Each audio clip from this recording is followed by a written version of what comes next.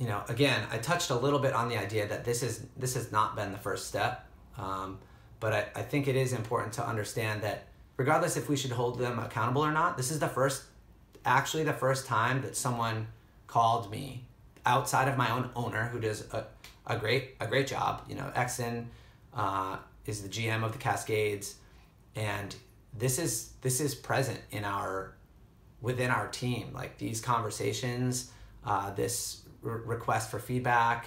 And I wish I could assume that type of thing was happening in all the other organizations, but I don't think that it has. And it's surprising to me that it had to take this long for other owners and for the league to actually ask for feedback or ask the players what they think. And I think that's the challenge that we're dealing with here. It's that the AUDL's employees, the players, have some concerns, and we haven't been asked if we have concerns. We've just been sort of told to go in one direction because this is how the league is going, and that's at the root of the problem.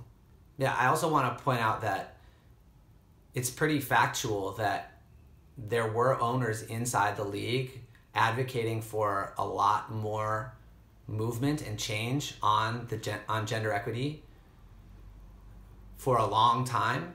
And I know that the Cascades ownership was part of that. I also know that the San Francisco ownership had been involved, and as well as the Riptide ownership.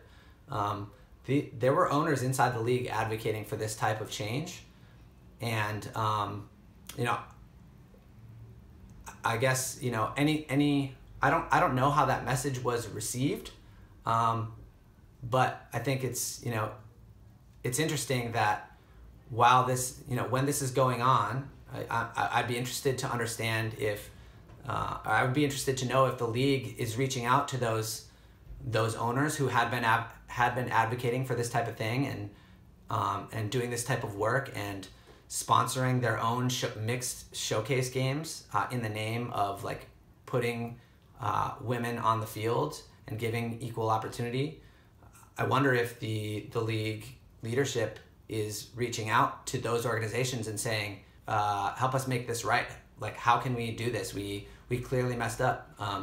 Steve in his letter admitted that they haven't done a good enough job. Well, I would advocate and suggest that you do have people, you have owners inside the league that have been trying to do this work.